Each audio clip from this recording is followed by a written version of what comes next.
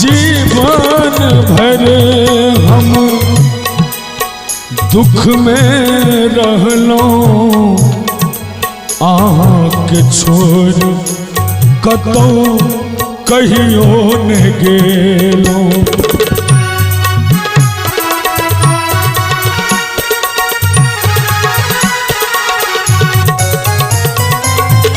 ये जीवन भर हम दुख बरसलो के छोड़ कतो कहियो न गेलो।